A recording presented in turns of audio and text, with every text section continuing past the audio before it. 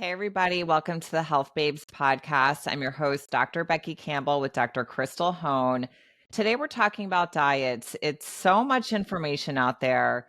What diet should I be doing? One person says this food's bad for you. Another person says it's good for you. It's getting very confusing and it's very hard. And we completely understand the frustration. We're frustrated too, and we're practitioners. So we kind of want to run through the different diets out there. And the main thing we want you to understand is that there is no one diet for everybody. Mm-mm. Everyone's And we, different, yeah, and there's going to be different diets for you at different times in your life, different times in your cycle, if you're menstruating, depending on what you have going on with your gut health, your environment, all of that. So the way that Krystal and I work with patients is we put you on a diet based on what you have going on to try to support you. We try not to be restrictive, but we do need to follow certain rules. Let's use the low histamine diet as an example. When you're going through something, if you can't break histamine down, we're using the low histamine diet to help you not put any more high histamine, foods and stuff in your body at that time. It doesn't mean it's forever. We hope it's not forever. So we're just going to hmm kind of walk through the different diets and kind of when they're, good for you at certain times and kind of hopefully clear up some confusion out there, right? yes. And like Becky said, there really is a time and place for elimination diets. And that's what we use it for, right? We've had to use elimination diets even in our own health history with all the things that we've been through personally, which we'll get into with what that looks like before compared to now. So yes, there's lots of different diets, and we're going to just run through a couple that you guys have may heard, especially, I mean, if you're following our podcast, you're into functional medicine, you've heard of these different diets. So Becky mentioned low histamine, right? So this is a diet typically where you're staying away from high histamine foods to overall lower that histamine load. And you may have heard of a diet like low oxalate, low salicylates, which these are different plant compounds in certain plant foods where some patients genetically have a hard time breaking these compounds down. Or they may be dealing with underlying drivers that are making them react to these plant compounds, right? So, Like poor gut health, right? With like yes, the low oxalate diet, we see it tied to yeast in the gut a lot. we really do, among many other infections, right, in the gut that can really hinder that. So that leads me into even carnivore, right? So a lot of our patients that we have taken care of that do really well on carnivore, they tend to react sometimes to these oxalates and salicylates, and they start to feel better once they, eliminate all plants. But typically, what we've found is that once we start working on that underlying driver, most of the time patients feel really well bringing these foods back in, right? So yes, we have used carnivore before and some patients feel really well, but again, like it's not one size fits all. Not everybody does well, we have found, with one specific diet forever. So these are just some of the different times where we find, some patients do well bringing the plants back in. Some patients, when they have like a lot going on, tend to feel very good on carnivore more longer term. Then we have, of course, paleo, which is focusing on nutrient density, eliminating industrial seed oils, eliminating sugar, dairy, grains, right? And then you take that a step further, and we have paleo autoimmune, which is basically paleo, just a little more stricter, staying away from those Hmm. nightshades like potatoes, peppers, tomatoes, coffee, eggs on top of it. And usually, you see, I've used this diet a lot with patients if they're dealing with a lot of joint pain or autoimmune conditions. Now, I will say, in our experience, Beck, wouldn't you say that most patients tend to bring these foods back in and do very well, like go from autoimmune to regular paleo or more nutrient dense Yeah. that way instead of, yeah. We don't tend to put people on AIP, which is the autoimmune Yeah. paleo, or even low oxalate, because Mhm. one thing I find is, and this is a question I get a lot on Instagram. I was told to do low FODMAP, low histamine, low oxalate, I feel like I have nothing to eat. Well, in my experience with low FODMAP and low oxalate, it tends to mean there's a gut issue. So what Yeah. we would do, or what we do is have you do, let's start with low histamine. Let's maybe cut out some of the highest oxalate foods, like pick 3, Swiss Yeah. chard, sweet potatoes, whatever. And then not cut out, the FODMAPs unless they're really something like onion or garlic that is really bothering you. But let's leave that and Triggering. let's just work on the gut.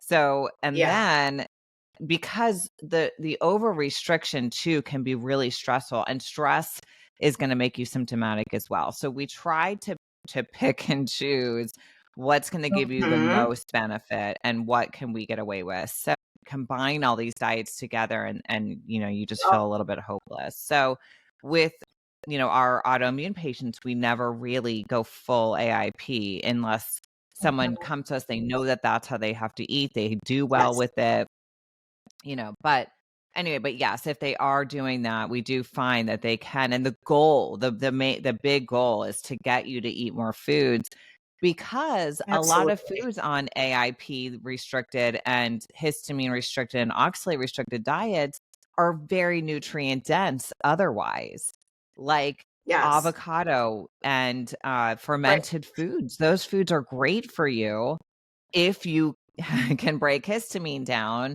So we want to get you better at breaking it down so that you can put those foods back, because they would serve you well in other ways. So Yeah. it's why it's Yeah. so That's a really confusing, and it's why it can be hard. And so we really have tailored diets really specific to what you have going on, trying to give you the most food possible.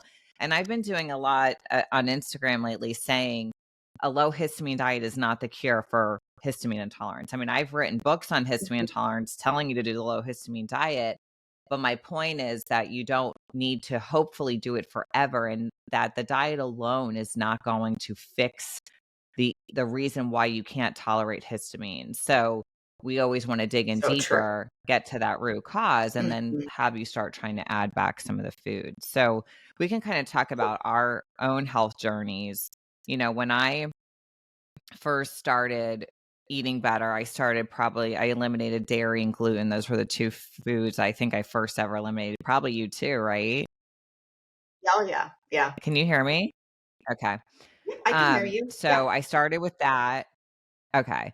I started with that, and then I started to get a little bit more into paleo, eliminated Mhm. grains, and I never really ate that many grains anyway, because I'm not a big carb lover.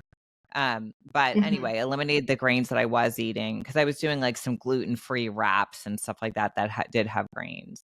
And that was when I first found out I had Hashimoto's, the autoimmune thyroid disease. Um, and it really did help, and eliminating dairy at that time helped me too. But I was eating a lot of Yeah. conventional dairy, the stuff with a lot of hormones and stuff in it, that could have been the problem. So I wasn't really sure at the time what it was. I did feel a lot better that way. Well, then I realized that I had mast cell activation syndrome, which gave me the histamine intolerance. And that was really life-changing. Eliminating those high histamine foods really helped me, because I was reacting so oddly to foods that I loved, like avocado and fermented foods.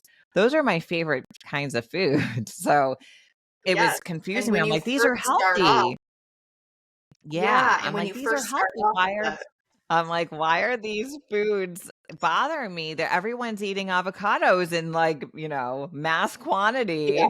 Why can't yeah. I?" And anyway, so learning about histamine and eliminating those foods really helped me. And then I was Mhm. able to get more to the root of why I couldn't tolerate those foods. Yeah. um, you know, I had heavy metals, gut infections, high estrogen, high cortisol. Um, I was living in mold. I had mold exposure Well, multiple times throughout my life and never really understood that. Anyway, so once I started working on all that stuff, I could start bringing those foods back in. So I don't, to this day, what I eat right now is I eat still paleo-ish. I don't do a Yeah. bunch of nuts though. Like a lot of people with paleo, they'll replace everything with almond Oh flour. Lord. Well, I don't do that well Yeah. with nuts. So I don't do that. I do eat dairy. I eat it raw if I can. And I don't eat an excessive amount. I just whatever, maybe a couple times a week I have it. I feel fine when I have it. I eat really clean. I eat a lot of grass-fed, beef, and I eat organic chicken, turkey, lamb, whatever. Sometimes fish and vegetables and a little bit of fruit. I'm just not a fruit person, but that's what I like. And I don't eat grains because I Mhm. don't like to. I don't see the need to. They are lectins. They are disruptive to the gut, your gut health, especially the lining of your gut. So for me, I keep those out and I never eat gluten. But I can put those fermented foods back and, the higher histamine foods that are healthy, and I feel fine. And if I'm going through like a extra stressful time in my life, or I know I've been exposed to mold or something like that, I might cut down on the higher histamine foods for a little bit while I kind of get my nervous system back intact and, you know, go in through my sauna and sweat out a bunch of stuff and all that. But overall, because I've worked on my gut health and mold and all that stuff, I can eat those higher histamine foods again. So that's just kind of showing Right. you that you're going to need different things throughout different periods of your life. And you have an experience with how you've kind of changed your diet at different times too. Yeah, for sure.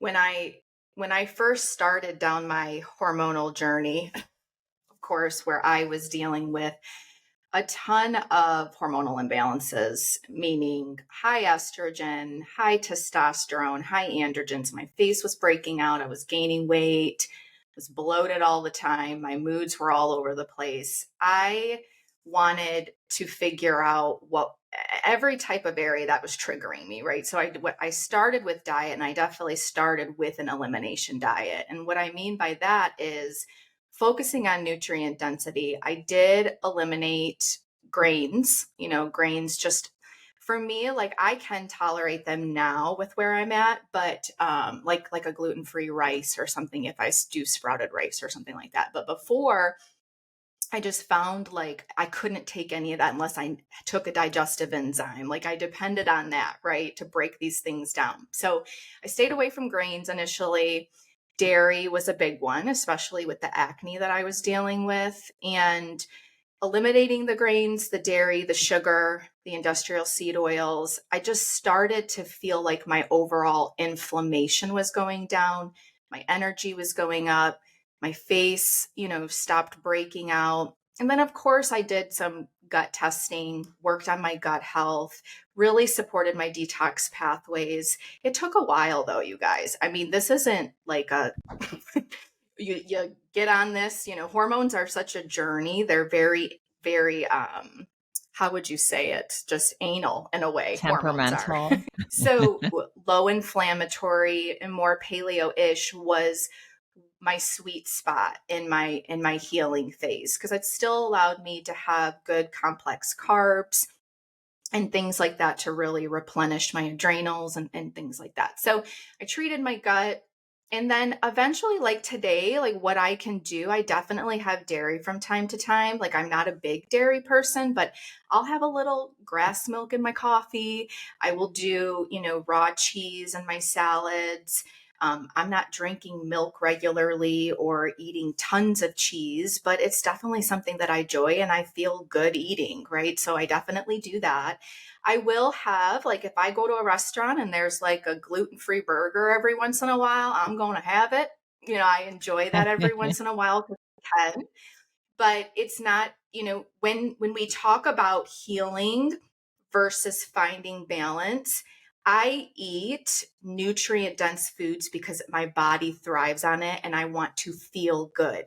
So I don't look at what I eat now as restrictive. I look at it as this is how, I eat to feel good and to function good. And this Right. is how my hormones thrive, right? And that's really how you want to look at it. You don't want to completely deprive yourself of every little thing and joyous thing in your life. But if something makes you feel like crap, don't eat it. right? That Right. is a big, Or a do, big, but know you're gonna feel right. like crap and weigh your if it's worth it, go for it. Like, it's not about Yes. anyone, we especially, we're not like, "I can't believe you eat that." It's just that we wanna No. feel well. So, Right. in order for us to Right. feel well, we have to eat clean, period. That's it. Yes. I don't care how you eat. Yes. Like, do Yeah, I you. know. Yes. And the reason why, we wanted to do an episode like this is because it's such a taboo topic right now, because in the world right now there's talk of like just food, like too much food restriction, or, of course, eating disorders that can develop. And then you have food fear and all these things. But really and truly, elimination diets are meant for a purpose, right? And they Yeah, really do work for healing, and they're necessary for healing to work on underlying drivers. And the reason why we talk so much about this is because we've seen it work time and time again with patients and practice. And you guys are, what teaches us. So, yes, my healing journey really started off with paleo-ish, and now I pretty much stick to paleo. I just feel really good, but I do have the time and time, gluten-free grain. I will have some dairy. I will have like a gluten-free dessert. Like my 40th birthday's yeah, coming up, and you bet your butt I'm going to have a little bit of cake. Okay. So it's yeah, just finding balance, when it comes to this, but knowing what works for your body too. There's some of you listening that may be dealing with detrimental health issues, and you can't go off and have a little balance right now. That's not what we're talking about. Like someone right. dealing with mast cell, right? If Yeah. histamine foods bother you and you react, I'm not saying go out and eat a whole can of sauerkraut. That's not what we're saying. Right, Um, and you're right? gonna be at different points. Sometimes you're gonna be Yes. really stable and you're gonna be able to have the thing you want, and sometimes you're gonna Right. know that if you have something, it's gonna really throw you off, and for you, it's just not worth it. And it makes me really sad because there's so much arguing in this world today, I mean, Yeah. about everything. And Everything. and especially diet. And, in our space, there's a lot of arguing. And it just makes me Mhm. sad because I just want people to do what makes them happy. And Right. so I really try to make people understand whenever you and I talk about food, we're really just trying to help you feel well. But Yeah. eat what you want. Eat what you Yeah. feel while eating. What makes you happy, Yeah. it's that's what you should do. Mhm. And for Crystal and I, for us, we prefer to feel really good and we're Mhm. okay with not having certain foods. So, you got to Yeah. do And overall what makes you happy. And respect what other right. people do because I'm just so sick of hearing the fighting. We had some girl Oh, commenting on our yeah. videos about what we were saying about food and calling us orthorexic and stuff, and I'm like, "That's the last Mhm. thing I am." Like, I Mm-mm. just eat because I have to eat this way to feel well. So, anyway, Yeah. we want you And guys to just learn and do what works for you. right. And I know we have many guests on our podcast, you guys, talking about the different types of diets, and you hear us talk about so many things on here. So I know the information overload. And when you're not working with someone or you're just confused on what direction to go, I know that can be overwhelming too, right, Beck? Like we get Yeah, that all the time.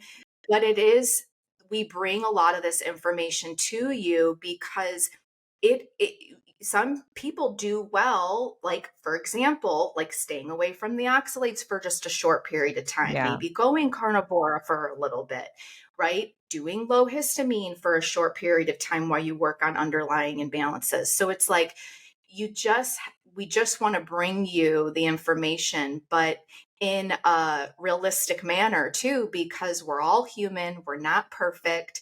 And, just working with so many patients, this is what it has taught us, right? This is yeah, what we learn from you guys and the experience of you guys. So Anyways, I'm off my soapbox now. But So why don't we get into some questions, because we got a couple questions on Instagram. So I'll ask you this yeah. one. Your Crystal. Oh, okay. I Go thought with the me. girl's Yeah. name was Crystal. I'm like, well, that's a coincidence. Sorry. Jess M. Rosado said, what causes ovulation pain and is it normal? Is there any way to prevent it? Yes. So some women have ovulation pain, some women don't. There still is a lot of research to be done about this, but what this pain is called is Mittelschmerz cramps. And you may notice that, I know it's a funny name, but you may notice this right before you ovulate. When that dominant follicle releases the egg, you can feel the pressure or pain from that.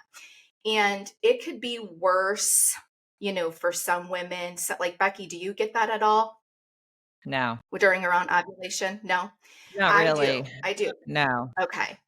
Yeah. So it's very normal to feel that around ovulation, but if it's excruciating pain, usually I have found that there's another underlying driver that's making that worse. So things like cysts, you want to be, Hmm. if the pain stays or it's debilitating, you want to maybe go to the doctor, maybe get, look at everything, get an ultrasound possibly done, because you may be, dealing with something more, more The specific to cysts, like especially. PCOS. Yeah, Yeah. yeah. So, yes, it's middle schmerz. It's very common. A lot of women have it. I have found that mine, like I haven't had it the past couple months. And I have found that when I'm under a lot of stress, they are a little bit worse. And I just, relax, get in bed, put like castor oil pack over it, and just let the time pass. But usually, once you ovulate, the pain goes away. It's like a little sharp pain and then it goes away, but it's very, very common and very normal. What do you think about Ovasitol for people who have this going on? I love Ovasitol. It's not going to Hmm. necessarily take the middle schmerz away. I Hmm. take Ovasitol every day, and I've been taking it for probably a good year now. I don't want to say that that's what would take the pain away, but I have felt it has helped mine. And I feel like it's because it's helped my egg quality, my Yeah. progesterone. Still, I can't say that sluggish progesterone or low progesterone is going to make the middle schmerz worse, but I have found that in myself. So, yeah, thanks for bringing that up. I love that product. Yeah, it's good, and it's good over ovarian support. And Oh, it's yeah. just it's a supplement that we've put a lot of people on, especially with PCOS. And we do find that people with Mm-hmm. PCOS tend to have more painful periods, or painful Yeah. ovulation even. So Mm-hmm. anyway, it's just a Mm-hmm. supplement we like. So it may be right for Yeah. you, it may not. Exactly. Yeah, definitely. So let's do one for you, Beck. So we have Christelle underscore antlers and aprons. Can you That's take a cute. good quality omega-3 with, I know that is a cute name, a good Yeah. quality omega-3 with histamine intolerance? So the reason that people have this question is because fish can be high in histamine if it's aged. So there is a method to extracting fish oils that is not high in histamine. The there I go between, there's a few different omegas that I do like. One is Omega Vale from Designs for Health. I took that myself for a long time. And then Chris Kresser came out with Adapt to Naturals. That's his supplement line. And he has a really cool omega on there that I've been using and I've been putting patients on lately. And it's not only has fish oil, but it also has curcumin and black seed oil. I actually put it out. This is what it looks like if you're watching us. But Watching black on seed YouTube. oil is really good for histamine. So it's actually between the curcumin and the black seed oil can actually be supporting your histamine level. So I really like that one. And I'll link it Me in the show too. notes. It's a really good supplement. He's great. We studied a lot under Chris Kresser in our early functional medicine days, and we trust him.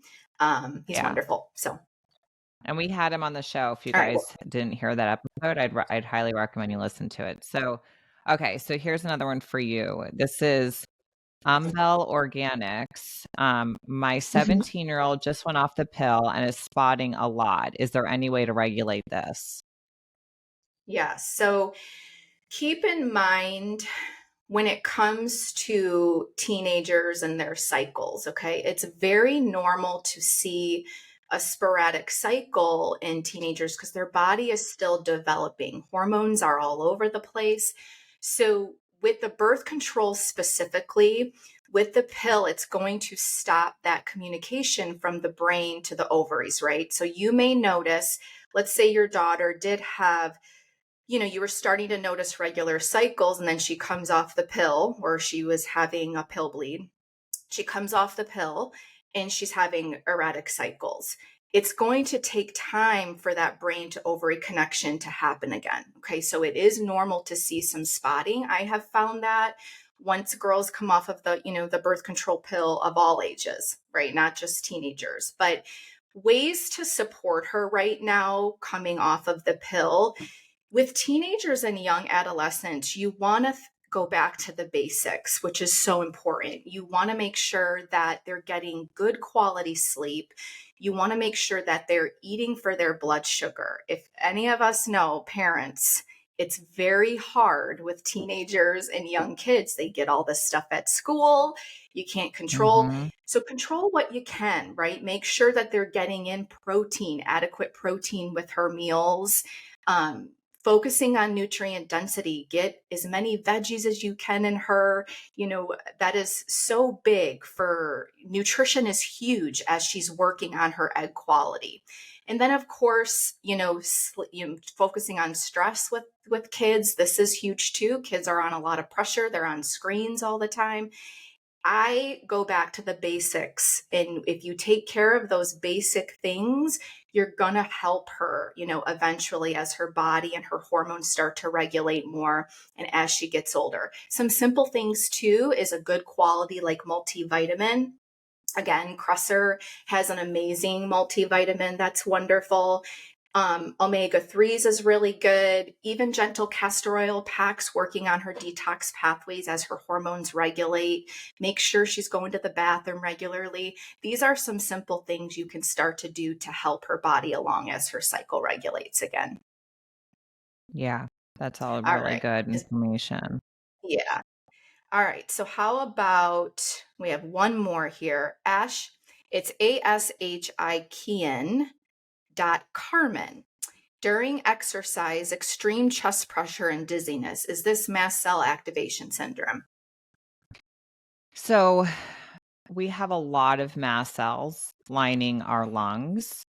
Yeah. And then we have a lot of mast cell activation syndrome symptoms that come with like the ears and causing dizziness and all that. So when we exercise, we're pushing out more histamine. So with heat and with exercise, we're pushing out more histamine. So yes, this can definitely be either histamine intolerance without mast cell activation syndrome. It could be mast cell activation syndrome. But it could also be mold, and mold can Mhm. drive mast cell activation syndrome and histamine Yeah. intolerance. So I always, lately with every patient, I'm checking mold because, we're It's seeing mold crazy. as such a driver now. And mold really gets into those lungs as well. So you're thinking chest pressure, that's definitely could be a mold thing as well. And mold can make you very dizzy and all that. So it could be one of the three things I named, or it could be all of them.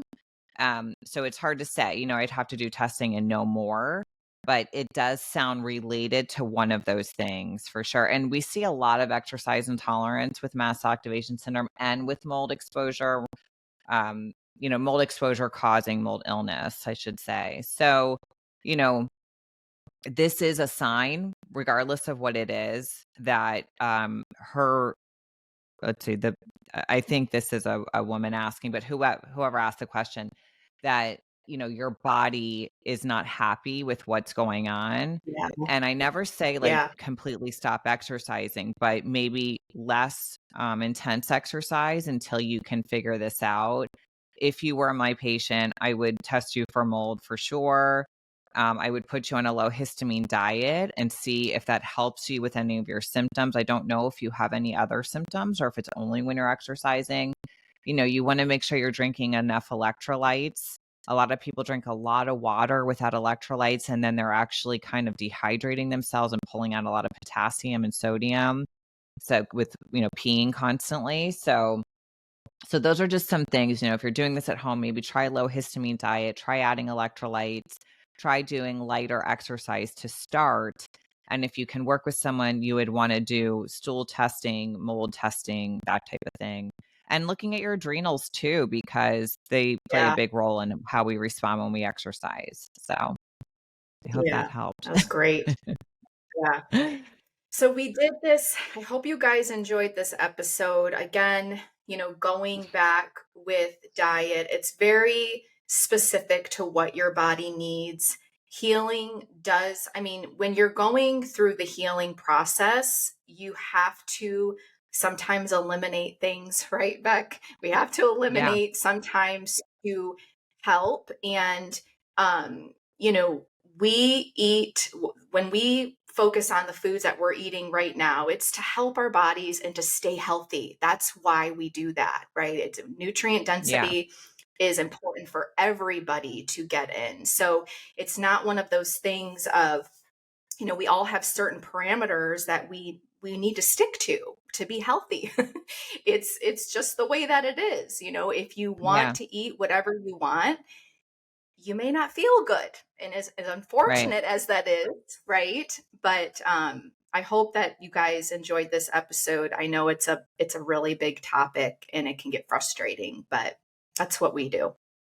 Yeah, and try not to listen to the pressure of of people on social media and stuff, criticizing the way you like to eat. You have to do what feels best for you. So if you take anything from this episode, that's what we want you to take. So thank you guys so much for listening, and we hope you have a great week. We hope you guys enjoyed this episode. If you did, if you can pop over and leave a review, that would be awesome. You can also find us over at healthbabes.com, where you can find our courses, our latest book. We also are on Instagram at The Health Babes, at Dr. Becky Campbell, or at Dr. Krystal Home.